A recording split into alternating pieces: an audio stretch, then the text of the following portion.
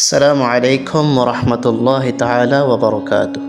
সুপ্রিয় দর্শক শ্রোতা, আমি মোহাম্মদ আজিজ খান কাদেরী আল মাক্কি আবারও আপনাদের সামনে উপস্থিত হয়েছি যোগ জিজ্ঞাসা প্রশ্নোত্তর পর্বে।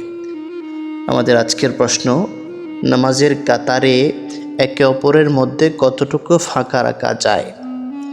কোনো কোনো মুসল্লিকে দেখা যায় একেবারে গা ঘেঁষে ঘেঁষে দাঁড়ায়, আবার কেউ কেউ উভয় পাকে বিস্তর ফাঁক করে দাঁড়ায়, যা অস্বস্তির কারণ হয়। দয়া করে সঠিক পদ্ধতি জানালে কৃতজ্ঞ হব। উত্তর: কোনো প্রকারের ওজর বা অসুবিধা না হলে নামাজে দাঁড়ানো অবস্থায় দুপায়ের মাঝখানে 4 আঙ্গুল পরিমাণ ফাঁক রাখা মুস্তাহাব এবং দুপাকে সোজা রেখে পায়ের আঙ্গুলগুলোকে কিবলামুখী করে রাখা সুন্নাত।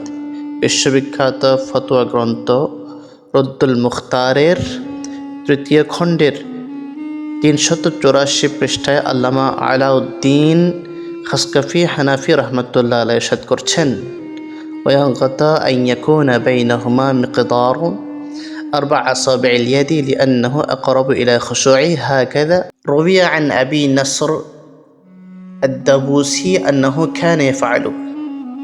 অর্থাৎ নামাজে দাঁড়ানো অবস্থায় 2 পায়ের মাঝখানে হাতের 4 আঙ্গুল পরিমাণ ফাঁক রাখা উচিত, কেননা নামাজের মধ্যে খুশু বা একাগ্রতার জন্য এটি তথা 2 পায়ের মাঝখানে 4 আঙ্গুল পরিমাণ ফাঁক রাখা অতি নিকটবর্তী। হযরত আবু নাসর দাবুসি রহমতুল্লাহ আলাইহি থেকেও এমন বর্ণনা পাওয়া যায়, তিনি নিজেও এরকম আমল করতেন।